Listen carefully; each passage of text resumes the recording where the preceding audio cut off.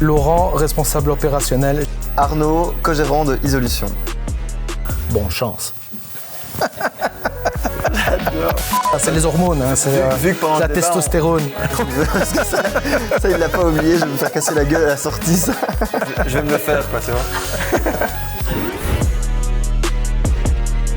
Ma fonction principale, c'est de résoudre les problèmes, d'anticiper les problèmes, de résoudre les problèmes. En fait, je pars du principe que quand ça marche bien, c'est pas grâce à moi, et quand ça ne fonctionne pas, c'est de ma faute. Ma fonction dans la société, c'est vraiment les tâches de vente, marketing, ressources humaines, expérience client et un peu relations externes.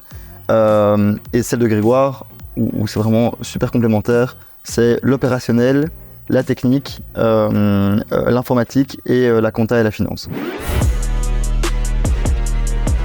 Alors j'ai regardé le site internet, ça m'a vraiment plu, j'ai bien aimé la vidéo de présentation. Bon après les chiffres sont parlants, avoir plus de 5000 clients, une douzaine d'années, voilà, c'est ce qui est mis en avant et Dieu ait raison de mettre ça en avant parce que ça tranquillise le client et ça pousse à venir travailler avec toi.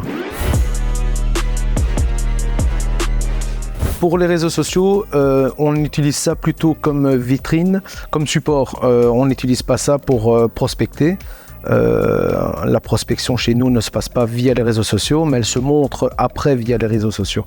On a un slide de présentation qui se montre lors de notre premier contact, non pas avec le maître d'ouvrage, mais souvent avec les auteurs de projet. Et c'est à cet endroit-là, à ce moment-là, qu'on présente nos réseaux sociaux et souvent ils nous disent oui, avant de venir, je vous ai stalké sur les réseaux. C'est marrant parce que je dirais qu'on a une utilité assez différente chez Isolution. L'objectif premier des réseaux sociaux, c'est vraiment montrer ce qu'on fait, expliquer pourquoi on le fait et pourquoi c'est intéressant pour les particuliers de faire appel à nous. Première utilité. Deuxième utilité, qui est peut-être un peu plus particulière, c'est qu'on utilise beaucoup les réseaux sociaux pour le recrutement. On part du principe que le monde de la construction a vraiment, j'ai envie de dire, besoin, mais en fait, a toutes les cartes en main pour redorer son blason. Et ce qu'on essaie de faire, c'est vraiment en fait glorifier le métier à travers la communication des équipes. Donc voir nos techniciens à l'œuvre, un peu en ambiance warrior, mais pas que les techniciens, aussi les technico-commerciaux, les gestionnaires, les équipes de bureau. Et donc je pense que c'est important pour nous, donc via les réseaux sociaux, de montrer un peu le rayonnement du métier, et pas que de Isolution, mais vraiment du métier au sens large. Je crois que c'est essentiel. Il faut le faire. À partir du moment où tu prends des chantiers dans lesquels tu as une maîtrise absolue, qui correspond à une géographie dans laquelle tu perds pas trop de temps à naviguer à gauche à droite, en fait les choses roulent beaucoup mieux. Parce que quand tu prends des chantiers dans lesquels tu n'as pas de maîtrise, le vendeur vend des trucs qu'il ne connaît pas tout à fait. Nous on commence seulement à refuser des chantiers. C'est récent. Surtout au niveau de la taille. On a maintenant une structure d'entreprise qui nous permet plus de prendre des plus petits chantiers, je mets ça entre guillemets parce que tout chantier est important, mais nous ne nous correspondent plus en tout cas actuellement, donc on commence seulement à refuser des chantiers. On est vraiment au début de ça.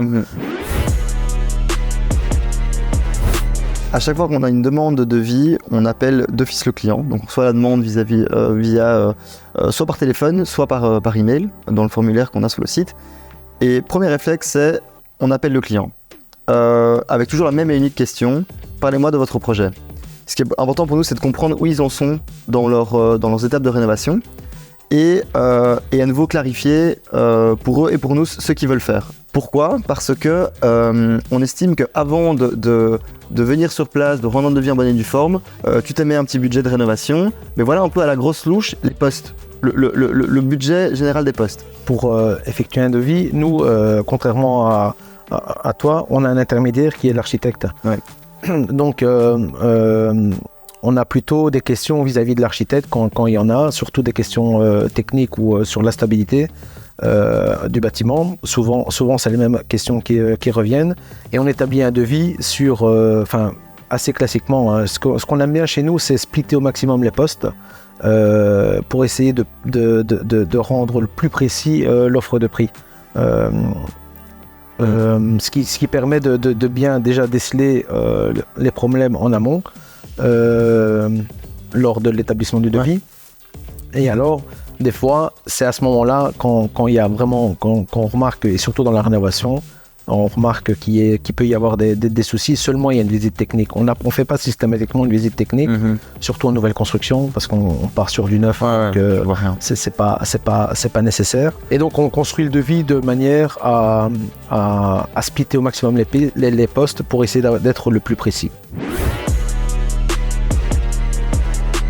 Alors pour gérer les avenants chez nous, l'idéal, ce qui n'est pas toujours fait parce que c'est pas toujours évident, d'un point de vue encore le temps qui est notre pire ennemi, l'idéal c'est de pouvoir déceler les avenants le plus tôt possible, que ce soit par la demande du client ou pour un changement dans les plans d'exécution, enfin peu importe, c'est de pouvoir l'annoncer le plus tôt possible.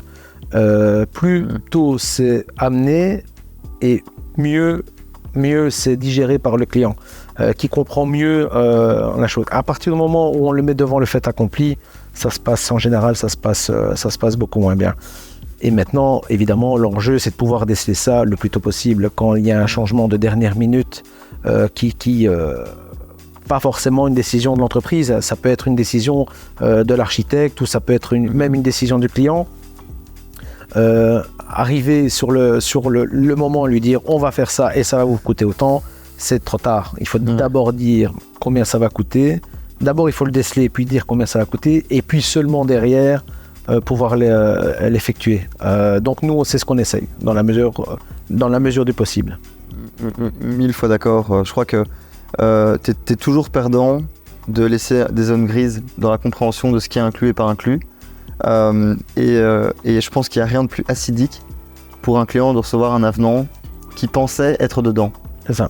Et après la discussion, c'est pas est-ce que tu as raison, est-ce que tu n'as pas raison, est-ce que tu es en droit de le faire, c'est juste tu l'avais pas clarifié. Et c'est à ce niveau-là où ça c'est un bon exemple de se responsabiliser en tant que société. C'est ta faute de ne pas avoir prévenu le client si c'était quelque chose que tu aurais pu prévenir en amont. C'est ta faute en tant que boîte. C'est ce que je dis aux collaborateurs souvent. C'est ce qu'on laisse en zone grise, pour reprendre ton terme, nous revient toujours plus vite que de la façon dont c'est parti. Dès qu'on laisse quelque chose au hasard, il n'y a pas de place au hasard. Dès qu'on laisse quelque chose un peu au hasard, c'est quelque chose qui se retourne d'office vers lui.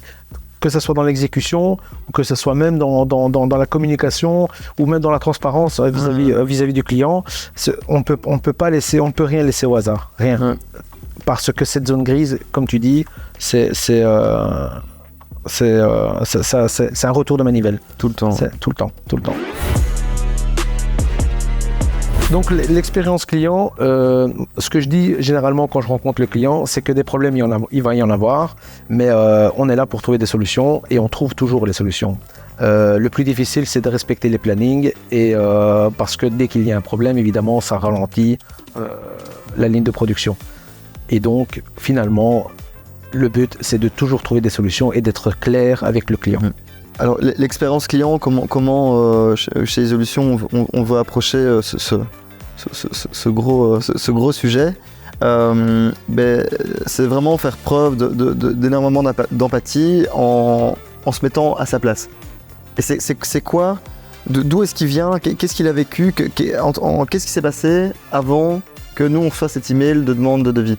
C'est vraiment ça qu'on essaie de capter en se disant où est-ce qu'il se situe, qu'est-ce qu'il a vécu, quel est le petit chemin qu'il a vécu avant de se dire ok, là je dois isoler ma maison, là je dois ventiler, j'ai un stress quoi. Ça on doit le comprendre.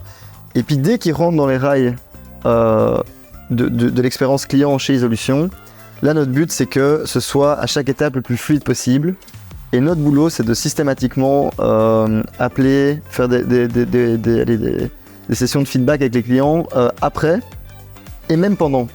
Leur demander est-ce que jusqu'à présent tout se passe bien, et on se contentera pas de oui tout se passe bien. Non, qu'est-ce qui s'est passé bien, qu'est-ce qui s'est bien passé, qu'est-ce qu'on aurait pu améliorer. Oui, au niveau de la vente c'était pas mal, on m'a dit ça, là vous avez clarifié ça, ok mais oui, mais et on essaie de prober, ok mais attends mais ça, est-ce que c'était vraiment si clair, est-ce que là ils ont vraiment fait un tour de chantier avec vous, mais en fait oui, maintenant que vous le dites, c'est vrai que ça aurait été pas mal de faire ça et ça en plus.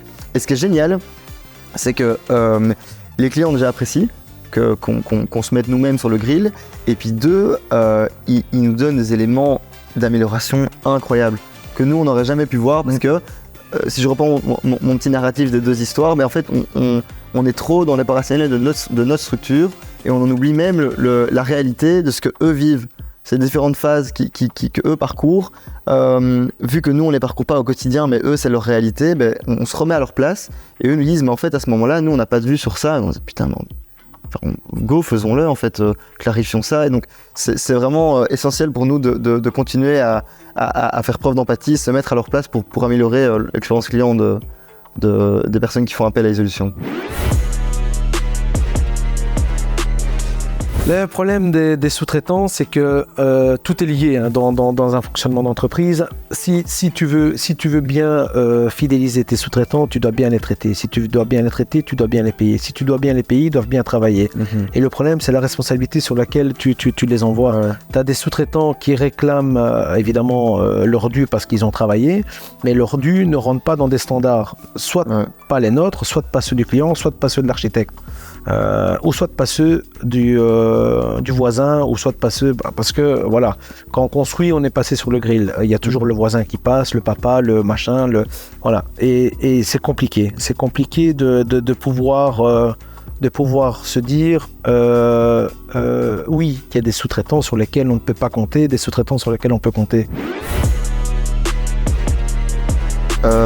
Alors, un volet qu'on a mis en place depuis le début de l'année en janvier, on a créé la ISO Academy. Et l'idée derrière la ISO Academy, c'est qu'il n'y ait pas de différence en termes d'évolution et de plan de carrière entre les équipes de bureau et les techniciens. C'est vraiment un centre de compétences en interne, un centre de formation. Et l'idée, c'est que le stagiaire puisse avoir une vue sur ce qu'il doit apprendre pour de passer second et puis ensuite passer chef d'équipe. Et on a bien défini les responsabilités de ces 3 typologies de techniciens. Le deuxième volet, on communique beaucoup en interne sur ce que chacun a fait.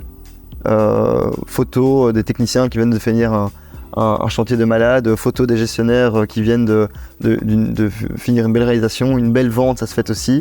Et je pense qu'avec ces 2 éléments, on parvient déjà à faire en sorte que les gens se sentent bien dans leur fonction, qu'ils aient une vue sur comment ils peuvent évoluer et qu'à nouveau, dans ce même schéma de responsabilisation, mais que nous on leur dise voilà ce que vous pouvez faire pour grandir, mais maintenant le choix il est chez vous, on vous a mis tout à disposition, on vous a mis tous les outils, maintenant c'est à vous de jouer. Pour fidéliser un peu les collaborateurs, c'est de surtout pas cadrer, les mettre dans un cadre trop étroit. On laisse toujours une partie libre. Donc ils apprennent sur le tas. Ils ont si on parle maintenant à notre dernier gestionnaire de chantier qui est rentré, il est rentré chez nous au mois d'août. Ici, j'ai encore eu une discussion avec lui hier.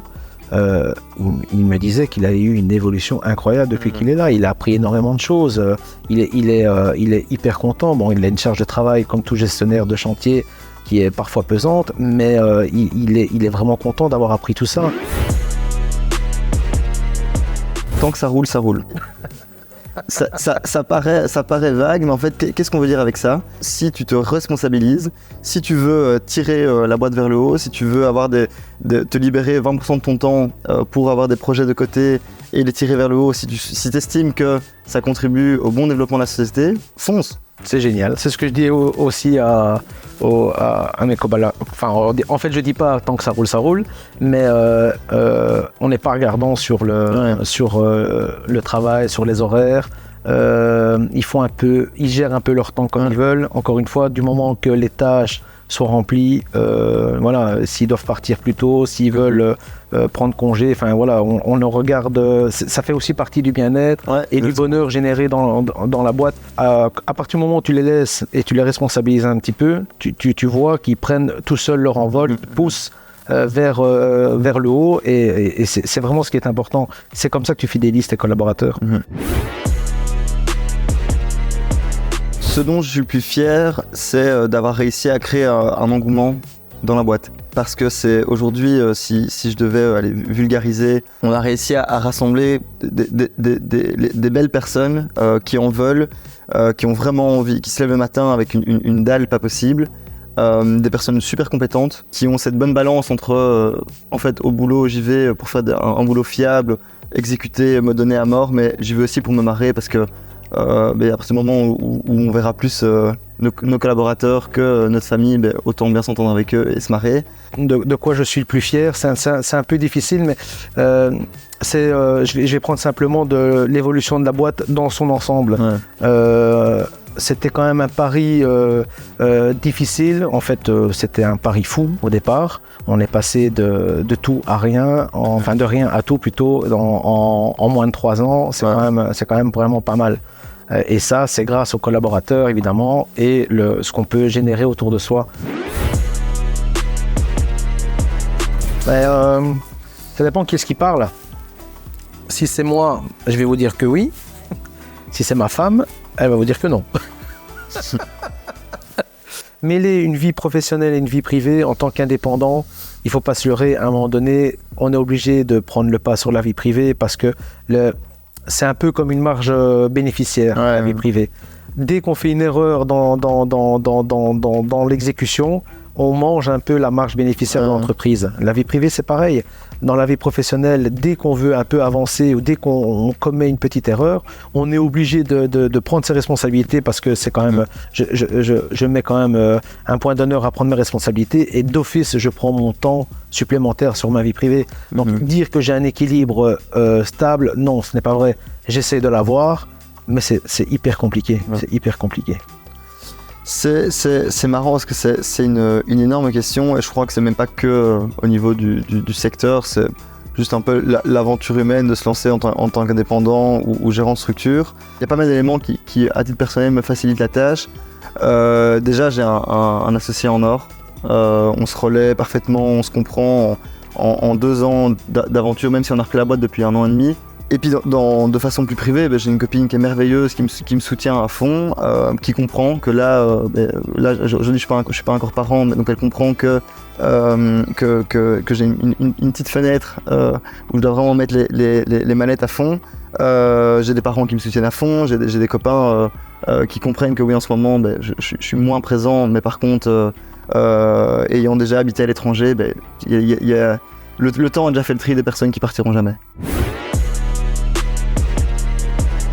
Moi, je dirais, étape 1, faire un stage ou une formation. Parce que c'est là où le plus rapidement, tu mets un peu le pied à l'étrier, tu comprends le marché, tu vis un peu la réalité, tu vis le réveil à 4h30 du mat, et tu le vis 5 jours, et puis le lundi d'après. Ou les nuits blanches. Mais donc, je dirais, étape numéro 1, c'est vraiment faire un stage ou une formation, parce que rapidement, en fait, t'es catapulté. Et comme dans plein de secteurs, on peut se dire, ouais, en fait, ce secteur, voilà, culturellement, c'est hyper stylé, ou pas du tout. Mais fais-le, va dedans, plonge dedans, et puis tu vois si ça te plaît ou pas. Donc j'irai pas par 4 chemins, juste stage ou formation, et on n'en parle plus. Moi je pense que pour se lancer dans la construction, il faut vraiment définir ses objectifs et se faire un business model à toute épreuve. Ne pas avoir peur d'aller chez des entreprises qui ont réussi, qui n'ont pas peur d'échanger. Pouvoir échanger avec des gens, ça apporte beaucoup. Mais il faut définir vraiment tes objectifs. Qu'est-ce que tu veux faire, comment tu veux le faire, avec qui tu veux le faire, de quelle façon. C'est toutes des questions que tu dois répondre avant de te lancer dans l'aventure. C'est une belle aventure, mais c'est pas une aventure facile. Ce n'est pas donné à tout le monde, mais tout le monde peut y arriver. L'important, c'est de déterminer ses besoins et ses objectifs. Prospection. On prospecte beaucoup et on a le résultat de la prospection. C'est simple et c'est efficace.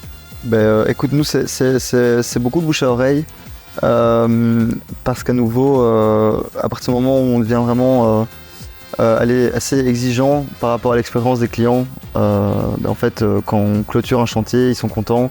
Et donc nous, en fait, notre scénario idéal, c'est qu'à une réunion de famille, un verre entre copains, les gens disaient voilà, moi j'ai rénové mes travaux, c'était avec résolution, ça s'est bien passé. Il y a eu 1 ou 2 twists, mais ils sont intervenus, ils ont réglé le truc, ils sont disponibles, ils sont pros, ils sont clairs.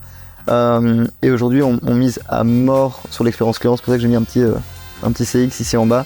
Parce qu'on est convaincu qu'au plus on mettra ça au cœur du service qu'on propose, au plus on va créer une espèce de communauté de personnes qui parlent bien de nous et qui nous font confiance. Et je pense que c'est vraiment le bon rayonnement qu'on va avoir sur le marché. L'échange. Moi, j'adore l'échange. J'adore apprendre des gens, j'adore l'échange, j'adore rencontrer des gens, j'adore avec les clients, avec les architectes, avec les ingénieurs, avec les équipes en place. J'en apprends tous les jours et je trouve ça génial. Écoute, moi j'ai mis l'équipe et au sens large, j'aurais pu écrire écosystème. C'est pas seulement les personnes qui sont sur payroll chez Isolution, mais c'est nos clients, nos fournisseurs, même nos partenaires. On a toute une série de personnes qui viennent se greffer au projet de rénovation énergétique du bâti wallon, qu'on adore et lequel on fait des trop chouettes choses. Et je trouve ça excitant et chouette d'opérer avec tous ces gens. Bah, c'est un peu l'échange. Hein. Ça se rejoint. Ouais, ça se rejoint.